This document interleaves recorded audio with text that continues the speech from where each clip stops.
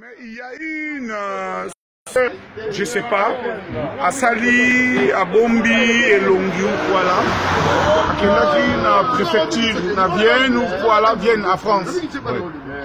À Touni, elle s'est renseignée, c'est volontaire. Parce que si tu dis, et toi des droits, oh, le Congo, Bissouto Vandia, peut-être je peux dire que ça fait bientôt 30 ans, enfin dans la Londres. Moutakol Balangate qui n'a pas Félix à lobby soit disant Félix non.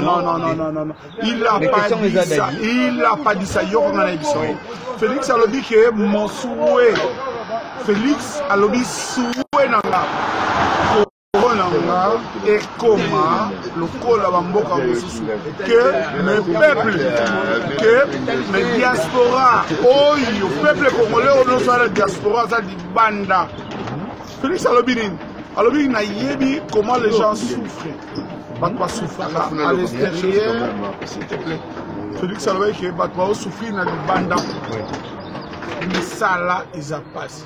Félix Salvé qui est souhait n'a exact que tout bon qui ça.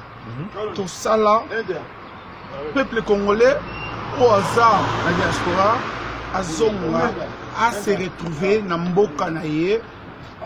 À se sentir à l'aise, à vendre. Mon Dieu, le monsieur va dans la Mindele. Mindele, Bazaba, la Bandaf. Mindele, Mindele va souffrir pour les abyssaux. Mindele, Bazab, Mindele. Alors, Félix, à lobby, l'autre moyen m'a bêté, oh, l'autre commis, mon tribalisme, à lobby. Alors, il va congolais passer belé. Aimer Salo, Azam, intellectuel, Aïd Maramba Congo, très important, Aïd non, Mamoun, alors, ma réfugié va se déclarer que non, Baron va aider à Mboka. Nous sommes tous à Awa, qui est à Mboka, tout simplement, on a dit ça. Alors, Félix Tshisekedi dans le bagage, non, réfugié. Parce qu'on a posé aux Arachis, Awa, qui est aidé à Awa, suscité, Bazon en a Congo, Balobi, dans toute vidéo, là, même juste vous n'êtes pas informé, mais docteur Mombo, il y a Croatie, il y a Prêche, à Salaraba.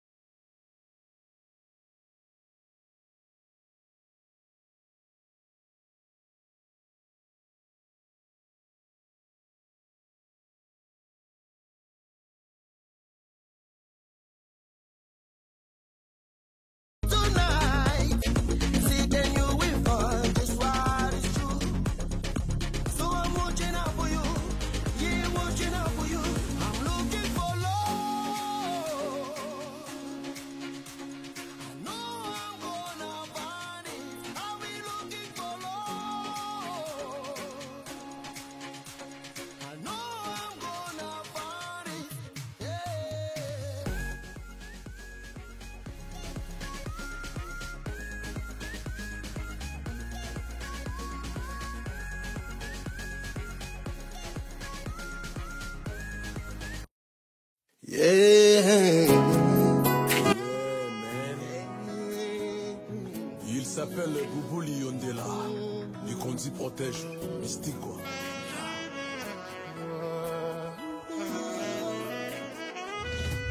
Beaucoup la Kaya Willy Bombito.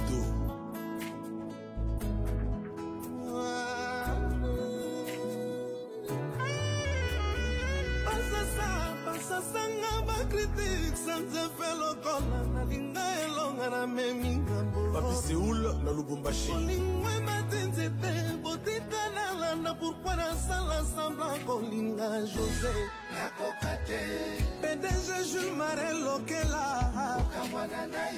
Okamwana papi Kisaku Mwana mama Aye Kabongo mwela Samilia Sonyo soto tokolela Kapasi kokana kate Botika ngana lela José Expression santé à motema na na bomba ten exprimango ona yonye longa na kokate José bio na Boston ukabwana na chino itema vega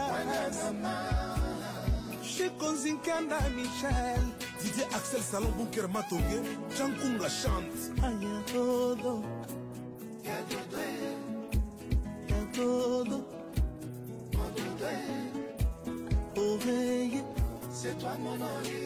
Gas TV Kitoko. Oh, ma mère ministre Mbalobi. Voilà. Et bandi na teti likolo. Mais il y a une sœur, je sais pas, à Sali, à Bombi et Longiou, voilà. Qui est la préfecture, na Vienne ou voilà, Vienne à France. À Touni, elle s'est renseignée, c'est volontaire. Et toi des droits, oh, le Congo, peut-être je peux dire que ça fait bientôt 30 ans, enfin dans la Londres. Félix Alobi, président Félix non. Il n'a pas dit ça. Félix Alobi qui est mon souhait. Félix Alobi souhait nanga. Congo nanga et comment le col à Bamboka que mes peuples, que mes diaspora, oh, le peuple congolais, on a la diaspora, ça dit banda. Félix Alobinin, Alobin n'a yebi comment les gens souffrent. Pas souffrir à l'extérieur, s'il te plaît. Félix Alobin qui va souffrir dans les banda. Mais ça là, ils a passé. Félix Alobin qui souhait na exacté tout bongisa tout ça là peuple congolais au hasard la diaspora azonga à se retrouver na mboka na ye à se sentir à l'aise à vendre mon dit le biso vana na mindele baza bala bandako mon mindele ba soufa pour les biso mindele baza mindele alors Félix alobi eloko moya mabeti o le l'autre komi ma tribalisme ma bona alobi alors qui va congolais ba belé aimer salo azam mouvement boy intellectuel aïe maramba Congo très important aïe qui non maman ndene tamula alors ma réfugié va se déclarer que non bango ba yeda mboka biso ba tout ça awa to yeda mboka to sina mboka na kisasa alors Félix Tshisekedi alo ba non ba réfugié baza suna posa o da su awa ke na aide ya awa susté bazonga na Congo balobi yango donc to sur vidéo là même juste vous êtes pas informé mais docteur Mongo il y a Croatie il y a prêche à ça là c'est pas un docteur c'est un faux débat. Premièrement, c'est un faux débat. Aza docteur, Aza Moutou, Asalaka, Naba, comment on appelle ça? Asalaka, Naba, organisation de réfugiés. Aza Teke, Aza docteur. Non. Congolais Azala à l'aise. Congolais sont les mi-poto, à mon qui mboka ne bongi. Et qu'on dépendre na Congolais ou Congolaise, yé mutu akokendo senga départ na yé na Congo. Voilà. Alors les Français ont bien confirmé et dit que Sokolingi à toza na stay na yo, disons oza na séjour na yo na Europe. Soki yo momoni ke mboka ko mibio ngozonga. OK. Au déposer identité na yo au zongi no Congo. Mukolo wo mon do tiki wana mindele mutu ba Félix alobi eloko wana te. Donc alobi eloko ngote. Moni Congolais nde sikoyo toza kosolola ngo kaka na kimboka. Ngana mongo ngombe mbuza. Eza teke kingombe o ki qui muluba ou qui bandundu. Donc mais ça ça mongo mais azo expliquer ce que non Félix a lobby makambo wana a lobby voilà. Mais faut qu'il y ait il n'a pas dit ça. A lobby soué. Quand on dit soué, Félix a mon apoto. Félix a dit que demande le peuple. Félix a dit n'apoto toi là-bas HLM. Toi, là-bas social, toi, là-bas consul na Londres, na Belgique, il a social, na France, il a HLM, Félix a yebi, et l'okonini, Congolais, a zana besoin nango. Félix a zobate. Félix a mwana ya mutu. Oyo. O azali papa. Donc, il y a démocratie, il y a Congo. Félix a yebi. Il n'a pas étudié, il est bon. Problème est ça dans le côté. Toso benga, otom to benga. Mais au moins, dans le pays, c'est l'autre moko.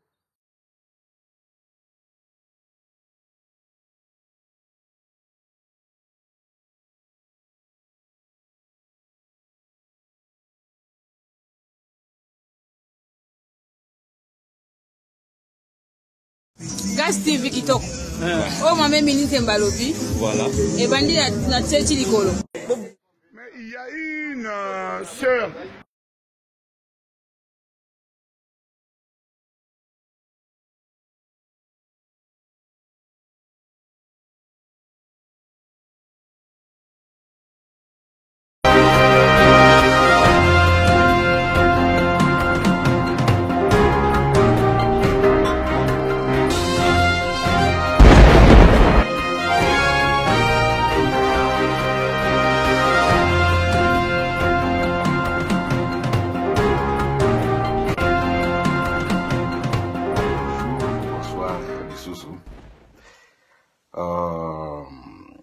ezali toujours ngai yombi na lisusu na mwa video ya mke oyo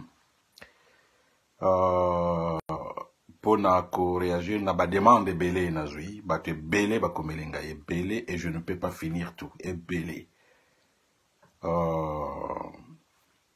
au supporter ce que je dis na video ya liboso et na bato oyo pe ba lingi ngai te ba poster makambo belé les gens de l'UDPS menace belé merci pour na ba menace na bino mais message oyo na liboso nazo banda pour na makambo ya ba demande ya ba demander d'asile ba komeli ngai belé ba bengi ngai so moyen za ina expliquer moi situation mususu. Et puis, ba étudiant au ba bengi ngai, ce qui moyen za ina expliquer ba loi o ya ba réfugié o ebimi sika. Na meke mpe ko expliquer muke. Après message ya ba demander d'asile na ba étudiant, y a un message pour la IDPS. Donc bato IDPS ne bougez pas, na za un message na bino. Na okende un peu na détail ya milaité parce que ezwa biso video ya minute belé.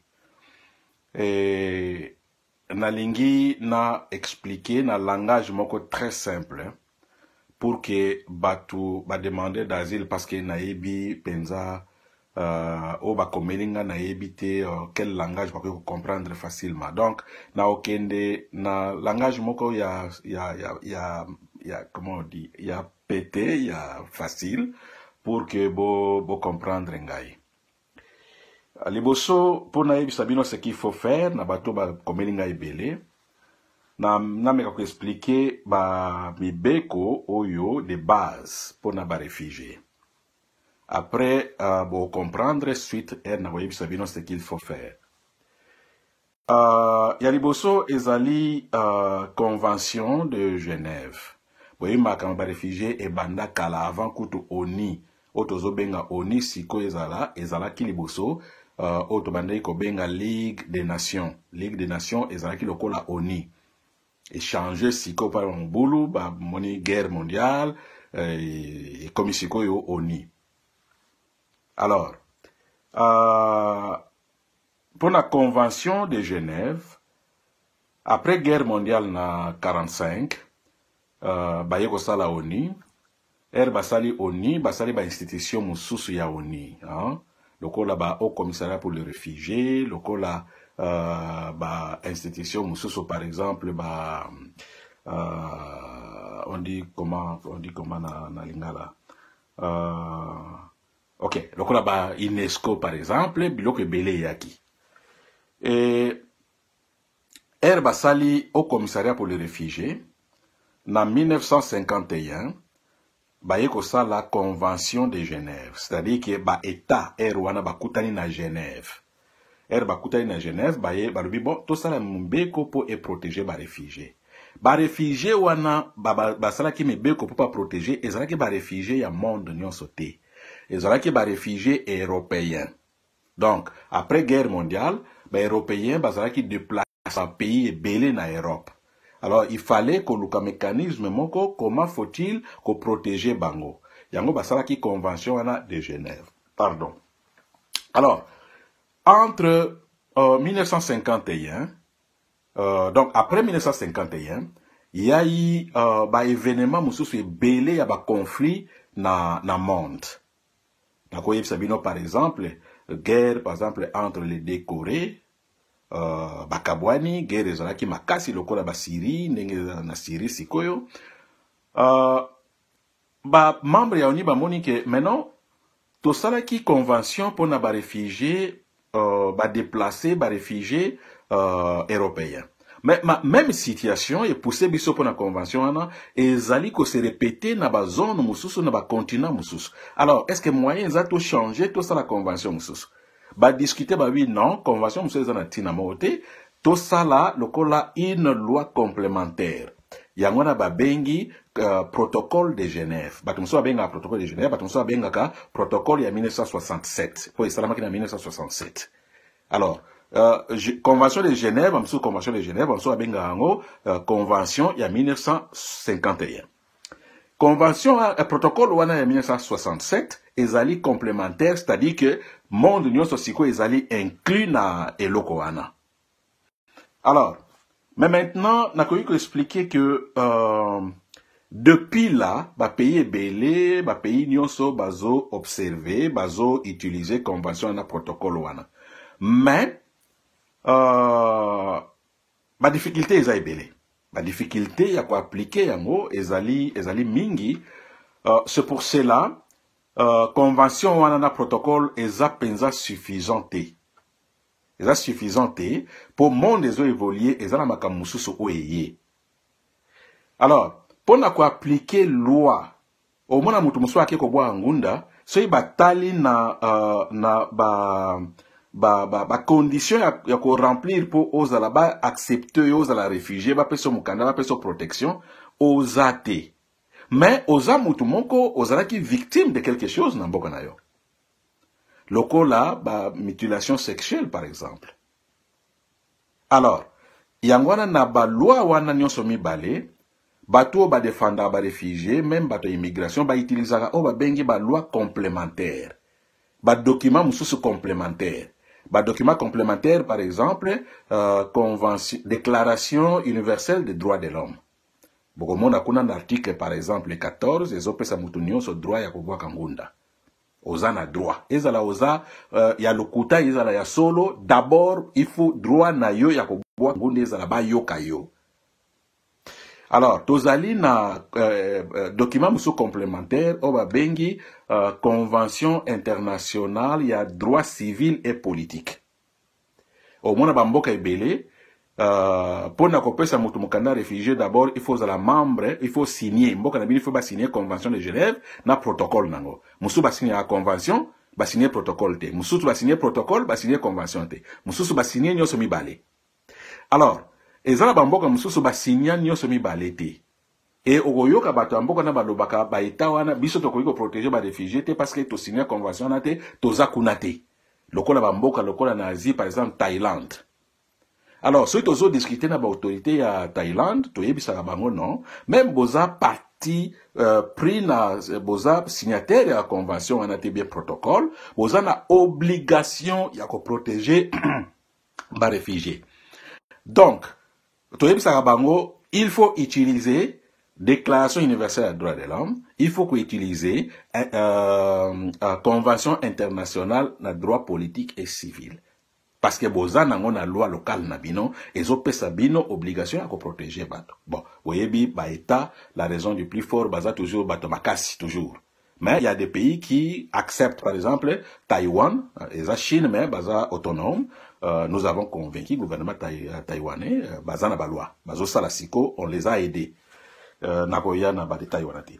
Alors, maintenant, na catégorie ya ba réfugiés, tozali na ba o ba benga ba déplacés internes. Na anglais ba benga bango ba IDPs, internally displaced persons. Batouana bazali mubulu eza na mboka na ville moko ba se déplacer ou bien na province ba se déplacer ba na province mususu. Arrivé là bon gouvernement na bango il faut ba aider bango bilo akolia makamunyoso. Mais conflit siko ezali makasi na ba situation wana. Soki par exemple bato baza déplacer, gouvernement central bazo kanisa ke baza ba rebelle. Moye ba supporter bango ezate bien gouvernement central baza na volonté ko aider bango te lokola bakamwena sapo. Kabila azalaki na volonté ya kosalisa bato wana te. Nani akoede bango. E ba conflit ekotaka mingi na catégorie ya bato wana, gouvernement central alingi te ba organisation internationale baya po baya koede bango. Bomoni par exemple assassinat ya ba expert ya ONU. Biloko ndengo na gouvernement central balingaka te. Au commissariat pour les réfugiés, akoya te koede bango parce que ezali na compétence na yete. Batona bazali régi par la loi locale. Baza ba citoyen ya pays, bazo vivre na pays wana, ba autorité ya pays il faut ba aider bango. Mais ba organisme msusu ba kota ka pona ba aide par exemple bilo okolia parce que gouvernement azo aider bango te. Catégorie mibale ezali que na kati ya pays ozali oppressé, ozali victime eloko mo boye, olongwe oke na mboka mususu, pays mususu. Pays wana okomi ozali demandeur d'asile. Na anglais ba benga bango asylum seeker. Alors, ero komi kuna le temps ba étudier dossier na yo, ngunda na yo, ozali toujours na statut wana. Après, ba moni ke ozali réfugié, ya solo, ba vérifier ya solo, ba pesi yo siko yo, statut ya réfugié.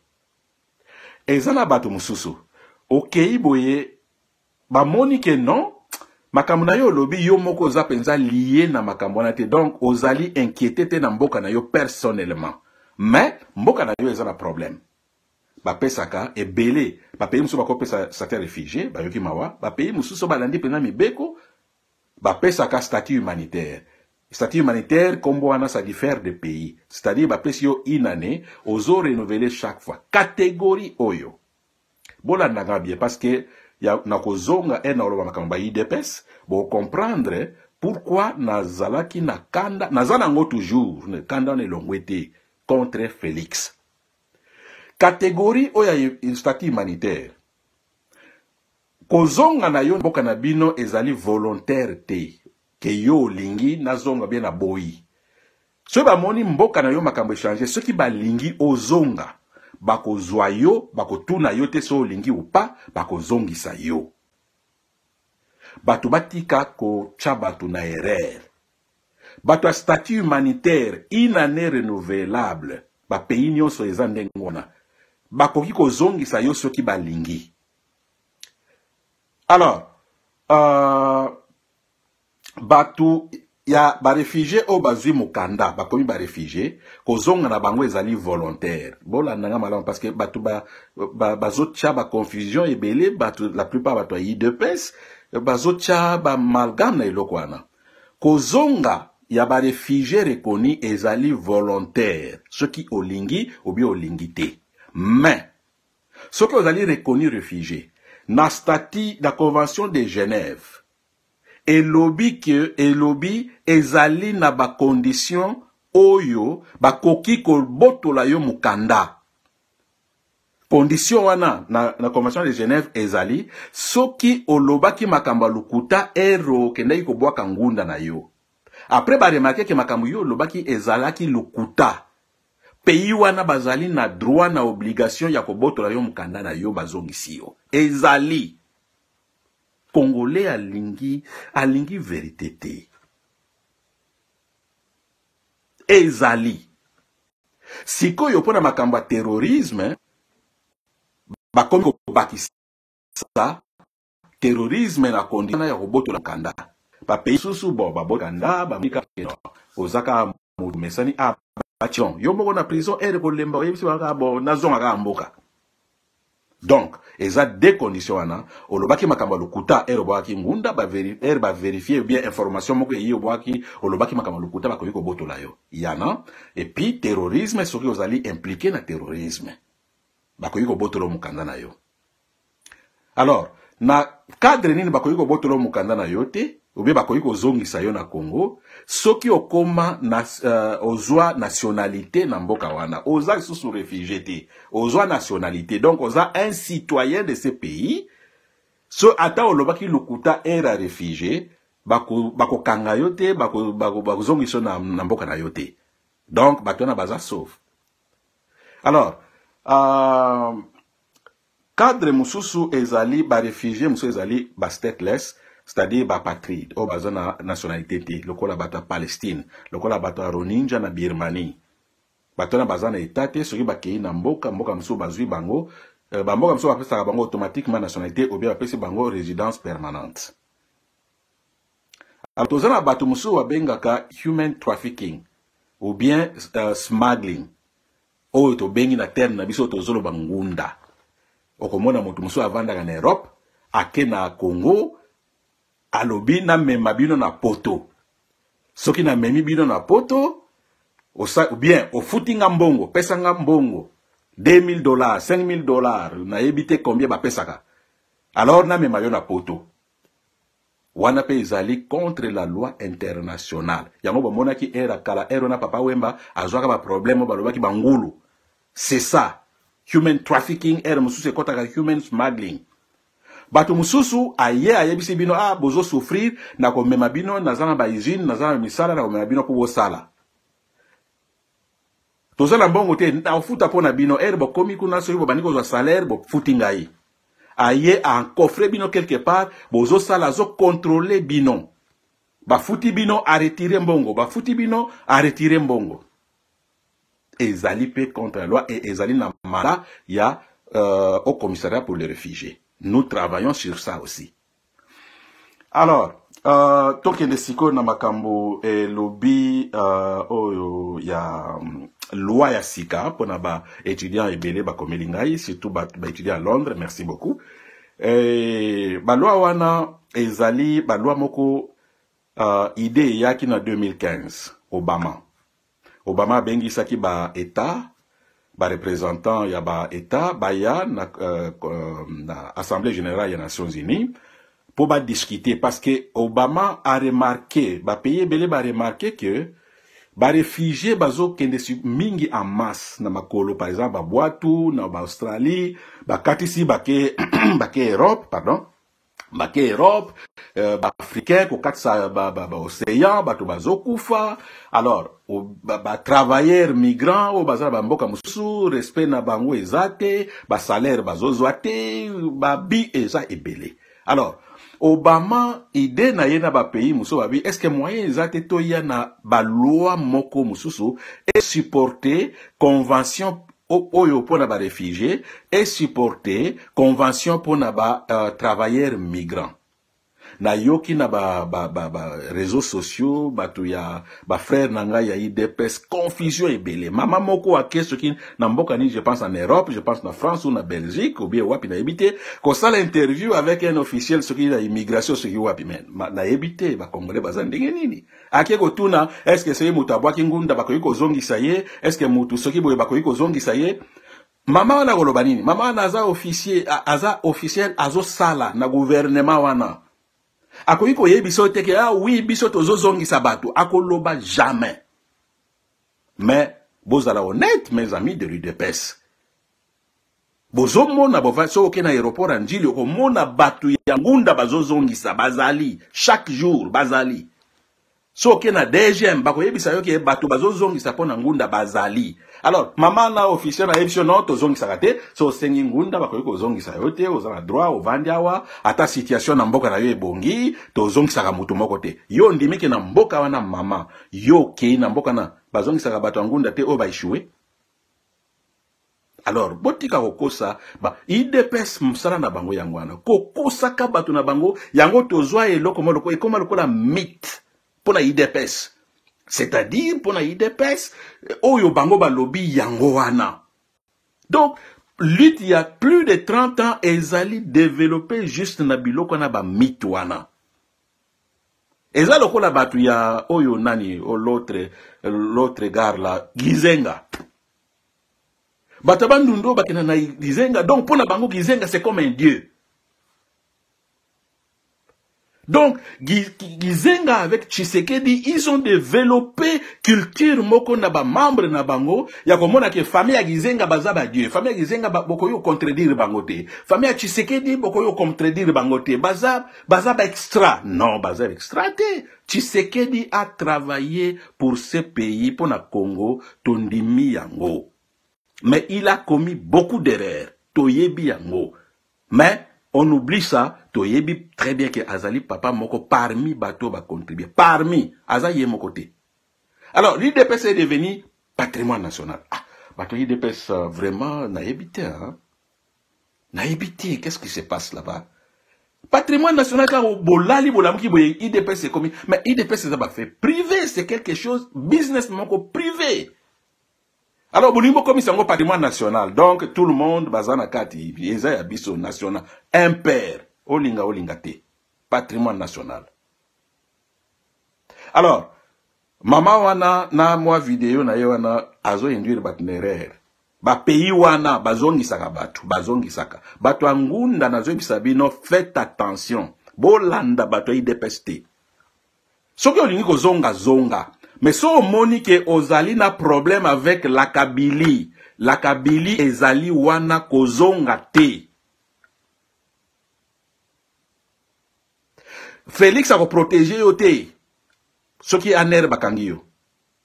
Félix a protégé yo te. Ce qui Félix a protégé Moutou. D'abord, il faut tout le monde à Bakashwe Kangama. Il a dit, dès le premier jour, Nazo doit pouvoir, dès le premier, il a dit, Daïbi qui est bataille d'EPS, Kadio Chia, système, Kaka Kosa, Bagoya. Tshisekedi, Félix l'a dit, dès le premier jour, l'élève commis par histoire. Mais à l'obaki, dès le premier jour, Bakashwe Nyon sur un héros, na pemen et Kangami. Est-ce qu'à Kangi a Tamoko? Les gens, les Diomin Ndongala, Bazo, croupir Kuna, Abimishi bango. Donc, bateau bayebi ke ozali réfugié, mutangunda ya solo. Soki makamuna yo ezalaki lié na batu lakbili, vanda nanu kokendete. Et, juste, comme na fongoli déjà page ya IDPS, ma réponse, na zope ça. Na moni makambe bele, ba message ya menace. Mes chers frères IDPS, Yokana Ibisabino, le monsieur que vous voyez, Aza intimidabilité. Botuna. Soy boza bandeko bazana Corée, Botuna bango, qui est Yombi. Soki bozana ba Coréen peme nabino, Botuna bango. Je suis le seul Africain. Nazo Ibisabino, je suis le seul Africain. Oyo en face. À chaque gouvernement bango en difficulté. Ba ministre na leka mais ce boké na YouTube vous allez voir ba coréen so ba yebi liboso ba coréen ba na ko loba mutu yo azo critiquer biso mboka na biso ndenge ni nazo lobela biso boye par la suite ba yo comprendre ah non alingi mboka na biso alingi yango wana mutu alingi yo il faut critiquer yo mais pour na bino na IDPS ko critiquer famille ya Tshisekedi ko lobby la bangote, ce que lobby oza haineux, ce que lobby oza tribaliste, ce que lobby ozali ba qualificatif nyonso bino bozo ya nango. Ngai naza tribaliste te. Na cause na jamais tribaliste et surtout contre l'ethnie ya Félix Tshisekedi Baluba. Ma sœur aînée s'est mariée avec un Luba. Tozana bana. Na kati ya union na bango bana bazali. 8. Todo sola bango mikolo yo ba menace na bino bango pe baza menacer noko bozo bomisa biso awa biso moye ezate bazo benga biso toza baluba te toza bata bandundu Donc la famille nangai bampanda bazali, babiebeju bazali, bakayembe bazali, bangala mulume bazali. Donc Mikolo vraiment excusez-moi, je ne suis pas tribal. Alors, batu mususu baye koloba non, monsieur wana, azozo mbongo na mitu ya ba réfugiés congolais, il faut que tanga kaka même, hein, batu IDPS, s'il vous plaît, botanga kamke. Bozo lukao mutu moko ya ko témoigner, nanga va na Corée ya ko témoigner pa na biso. Mais non, monsieur, toza na monde moko évoluer. Soli bolinko ye ba yombi, boke na Google. Ou bien boke na YouTube. Soki bozali na camarade ya coréen, yebisa ye kombo wana akoma na coréen, tcha na Google, akoma na coréen, tcha na YouTube. Pas facile, déjà facilité. Il y a comment na professeur Nyom Ndinga Zolobaboué. Naza professeur te. Nasir, aujourd'hui je vais essayer un peu de faire une radio télévisée. Donc professeur Nyombi, il y a lobby qui non congolais tout à quoi qu'ils ont été parce que tous en droit qu'on a toujours na titre wana ya aux réfugiés. Alors c'est juste un peu ça. Donc mboka tout ils ont un titre wana ils ont droit na ngoya omoni. Ah wuti ko koma kaka sikoyo ou bien azalindo. Vraiment un peu encore peut-être la bino histoire du Congo. Je ne suis pas vantar. Nazaraka simple, mais Nazaraka très strict. Donc, cher monsieur, ce qui ont dit qu'on vérifie, cher monsieur, ce qui ont dit qu'on vérifie qui est aux Azaboye, Yombi na Corée, Sikanyo Sakei, Yombi na Corée, Sikanyo Sakei, Yombi a Kotiawa, Yombi Azali, Yombi a Kotiawa, Yombi Azali, Batubaye ma photo, médias, ma journaux, télévision, journaux. Télévision nanga eza teinté na noir. Pour na ko éviter biloko wana mikemike surtout soki na ba village paparazzi. Na ndenge ya mabete parce que na matisa kombo ya Congo na Corée. Même votre ambassade là na Corée, basala ke loko moko te pona Congo. Je suis le Congolais à matisa kombo ya Congo na Corée. Na ndenge ya bien. Ba noir, tout ça na mingi na Europe, États-Unis, ba Canada, noir, boye misala, noir, Asie. N'appelle ça bien un exemple moko. Excusez-moi. Je suis le seul réfugié na mboka na Corée o azali na musala moko respectueux. Le seul. Corée azali na 625 réfugiés reconnus. Je suis le seul o asala ka musala respectueux. Oh, batikali nyoso bazana ba hygiène. Bazana ba hygiène. Donc, bazali batu moko ko minimiser te, batu batanga plus que moi bazali, mais ba situation ya azindenge ezaleli eza facilité un noir. Au comme na niveau ya likolo batu ba respecter yo. Eza facilité. Je suis le seul réfugié au azana position wana. Et ezala ki facilité lutte na ngai. Moi-même Moutouma voyez ça au teke on no Corée beaucoup daki yepo a comme sika wana azwa position la personne na sala jamais demande d'emploi. Jamais na sala demande d'emploi. Mais sala nyoso na zwaka on m'appelle viens. Tomoni place na yo penza eza il faut ça là. Alors le langage que j'ai utilisé dans la vidéo nangai ezali langage que l'IDPS comprend. Na koki jamais que utiliser le langage scientifique. Ce que ko yoka langage scientifique nanga. Boke na ONI. Boke na ba conférence on a kendaga. Ezai belé. Boko yoka langage scientifique. Moi, je suis un activiste du changement, naza un activiste ya droit de l'homme.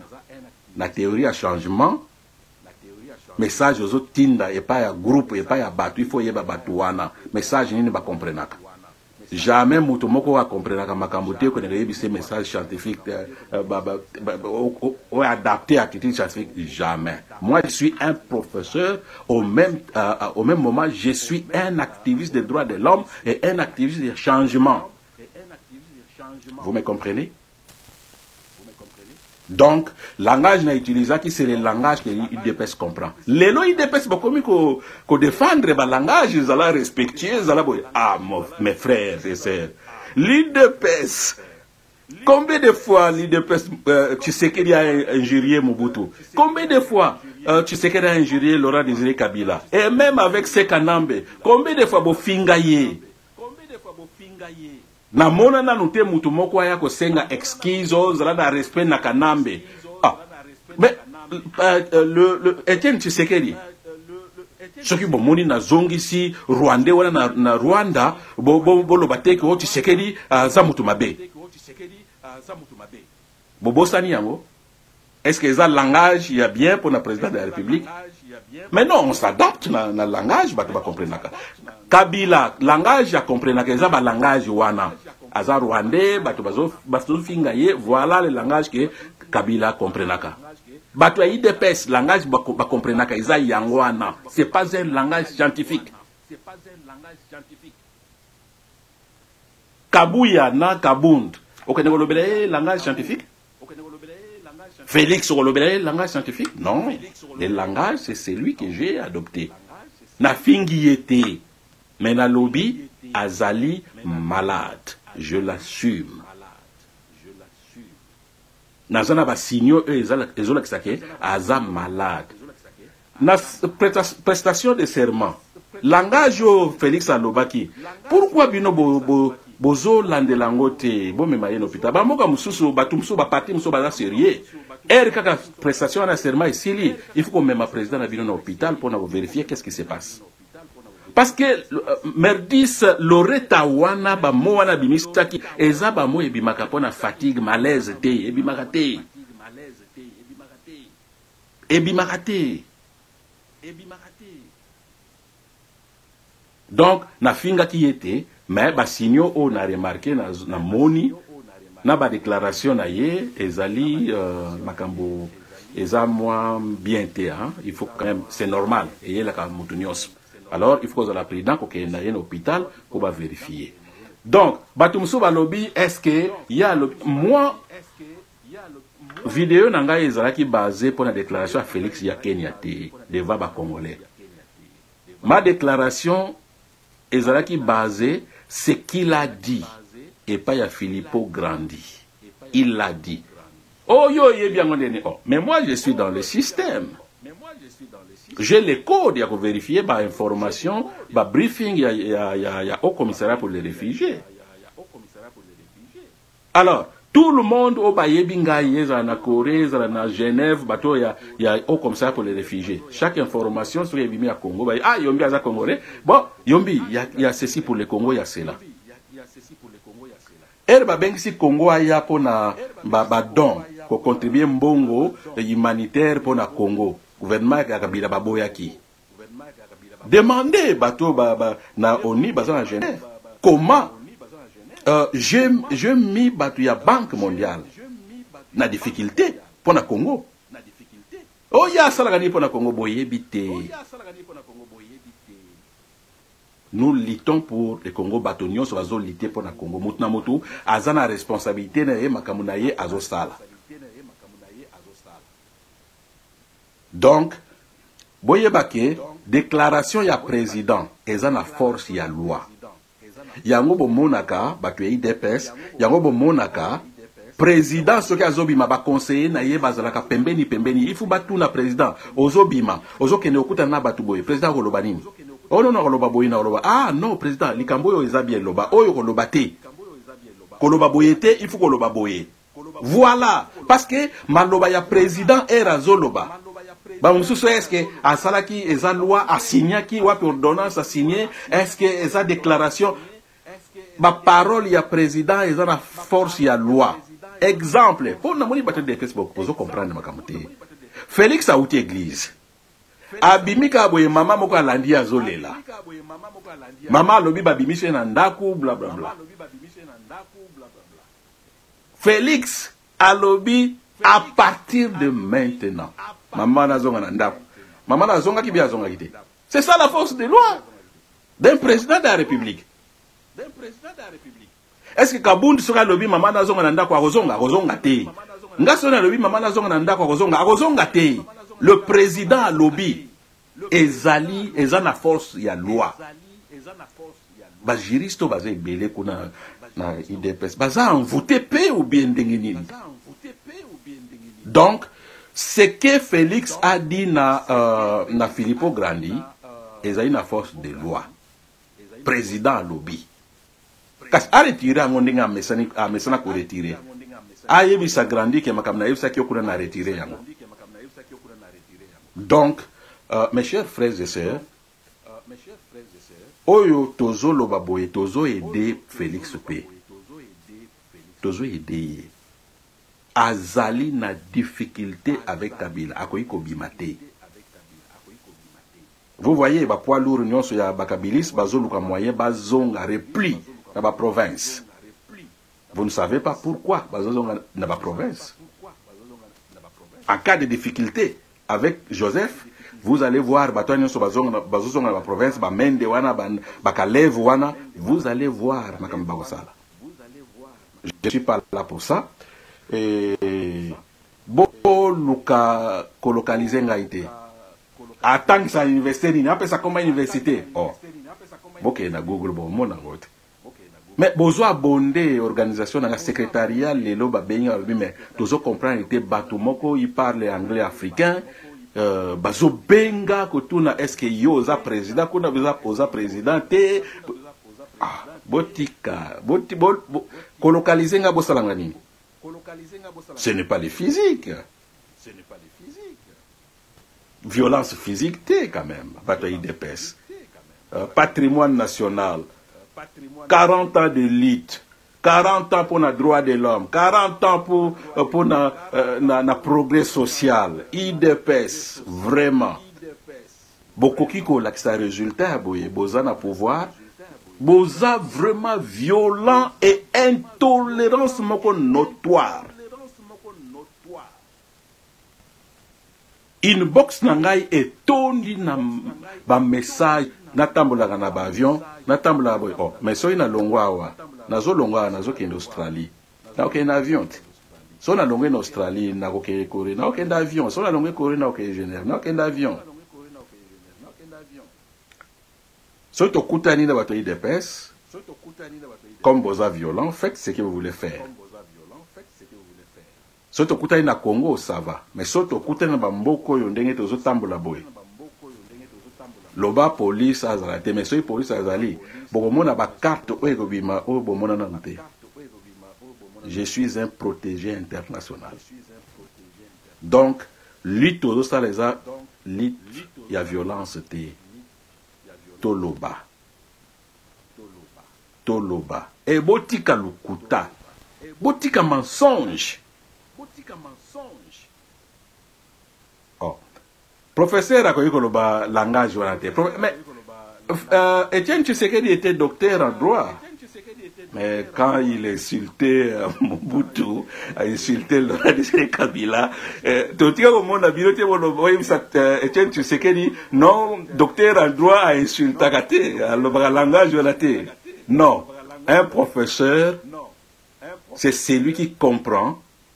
Ndenge nini ya ko véhiculer message na ba étudiant na ye. Et ce bokene ba investir nga nazali moko nango o nazali full nazali le seul professeur o ba étudiant ba yake chaque semestre. Moi j'encadre na tangisaka plus de 500 étudiants par semestre. Ba classe nanga cours moko ezalaka tour ba section A et B parce que ba étudiant ba yake B na kima akutu kwa enregistrer ba mususu. Parce que naebi comment véhiculer message et pas ba étudiant nanga. Moi je ne suis pas ba professeur ou ya orgueil otozana bango et pas na biso bango nyonso te. La plupart des professeurs ya IDPS orgueil un professeur étudiant ko tuna yete étudiant ko poussa na pembenité c'est comme si eto za ibe étudiant ba professeur ta biso ko ba nzambe te professeur aza ami ya ba étudiant ngai na ba étudiant nga to bimaka to kei na mela masanga te ba meli na meli ba ji ba étudiant nga to kenda ka totali ba film ba étudiant nga to kenda ka totali ba match voilà. Et le professeur à cause de tenir le langage bino bolingina tenir le langage n'est pas batoyi d'épès Oui, c'est un langage scientifique au batterie d'EPS Bayoka.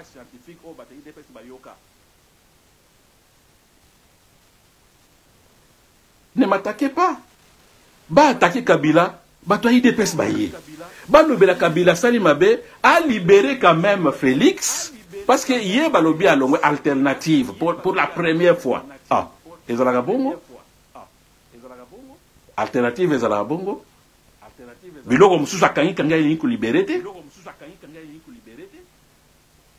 Nous aidons Félix. Vraiment, prof. Toujours aider Félix. Alors c'est inutile. Toujours violent. Quelques minutes. On pouvait comprendre Herbozala qui n'a opposition. Violence, on a peut-être ça peut se comprendre. Mais restez pouvoir. Mais pourquoi vous êtes violent toujours? Si vous avez aimé, merci. Pourquoi vous êtes intolérant? Vous l'ingité Moutaloba, alobelo comme est-ce que Ngana Lobi, Félix Aza malade? Félix Aza malade. Boye bisanga est-ce que Koloba Félix Aza malade? Et ça vraiment na impolitesse moka koleka par rapport à ce que tu sais que ça Mobutu, par rapport à ce que bataille de pes bolobaka bobanaï koloba na Joseph Kabila ou bien Laurent Désiré Kabila. Waouh. Wow. Donc, moi je reviendrai. Bossala Kadiosha, je veux revenir. Congo Anazak Mbokana Binotea. Moi je suis un chef coutumier. Ba Obaye Benga Bayebi. Naza un chef coutumier. Donc, Mbokawana, il nous partit à ma belle Mbokawana. Naza honneur. Vous comprenez? Naza moto azalaka intimidé. Boye bingate. Nazalaka intimidé. Plus bozo intimidé, plus nazoya. La fin justifie les moyens. Merci.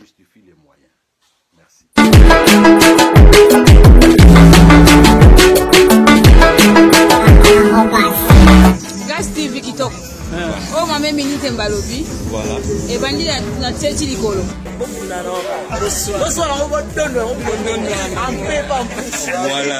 voilà. FTG Azalia wa mami uza Gas TV.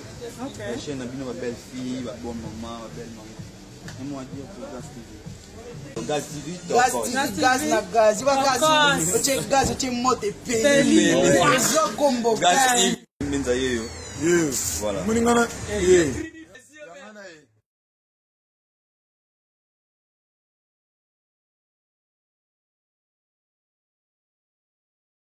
Tous belé di banda, merci n'est que tous belé. Vraiment ils a qui professeur Nyombi, yemta sola qui m'a solo ya Félix Tshisekedi notre président qu'il fallait à Zong Sabatna Kini, mais il y a défendre, on va expliquer comment Ngunde Zalaka, a expliquer comment Toko Zala toujours na droit ya Bangunda peto Zala soutenir na aide yo ba européen ba pesaka à tout le monde. Et pour na yango to ke bona histoire ya Congo to yo bandenge ni président Mobutu azoi pouvoir pe nandenge ni to komaki sikoyo pe tout ça bon analyse pour na tout ce que ça. Merci vraiment, restez branchés, vous partagez l'émission, vous aussi pour la professeur et on va continuer. Merci.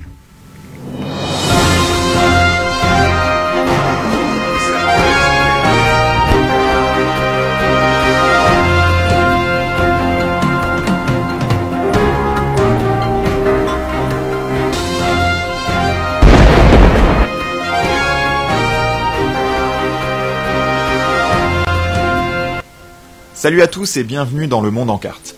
Aujourd'hui, nous allons nous intéresser à la République démocratique du Congo. C'est un pays qui connaît une instabilité depuis des décennies et il me semblait important d'en parler car ce qu'il s'y passe n'est pas souvent évoqué dans les médias. C'est parti. La République démocratique du Congo, à ne pas confondre avec la République du Congo, est un pays d'Afrique centrale. C'est un pays francophone, le quatrième plus peuplé du continent avec ses 87 millions d'habitants. Il s'étend sur 2 300 000 km², voici la France superposée pour comparaison. Et une grande partie de sa superficie est recouverte d'une épaisse forêt tropicale, ce qui rend difficile la circulation sur son territoire. Son indice de développement humain est de 0,414, ce qui est très faible. Sa capitale est Kinshasa, sur le fleuve Congo, et le pays a un petit accès à l'océan Atlantique.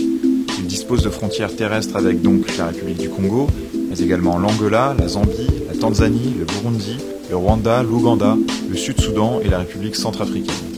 La République démocratique du Congo connaît d'importants troubles depuis 2 décennies, surtout dans l'est du pays. Les raisons de ces conflits sont complexes, elles sont d'origine ethnique, politique, économique. Nous allons essayer de résumer la situation et de décortiquer un peu tout ça.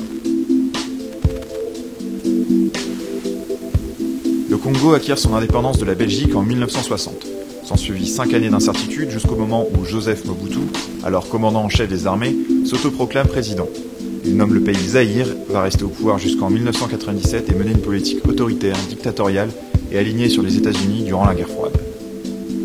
Dans les années 90, la guerre froide alors terminée, les États-Unis retirent peu à peu leur soutien à Mobutu, et celui-ci perd progressivement en autorité. Il instaure alors le multipartisme, mais cela ne suffira pas à le maintenir au pouvoir, qu'il perdra à l'issue de la première guerre du Congo. Cette guerre prend sa source lors du génocide rwandais de 1994. Pour rappel, cela fait référence au massacre des Tutsis par les Hutus, 2 ethnies rwandaises. Ce génocide a fait plus de 800 000 morts en à peine un peu plus de 3 mois. Après cet événement, près de 2 millions de réfugiés Hutus fuient dans l'est du Zaïre. Certains sont d'ex-génocidaires et craignent des représailles. D'autres ont peur de subir le même génocide après l'arrivée au pouvoir au Rwanda du gouvernement Tutsi, avec Paul Kagame comme homme fort, qui en deviendra président par la suite. Une fois installés dans l'est du Zaïre, les ex-génocidaires Hutus s'organisent en milices et persécutent les populations Tutsis vivantes au Zaïre.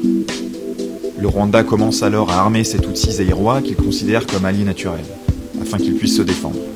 Face à cela, le gouvernement de Mobutu, qui voit d'un mauvais œil l'ingérence rwandaise sur son territoire, ordonne aux Tutsis zaïrois de quitter le pays.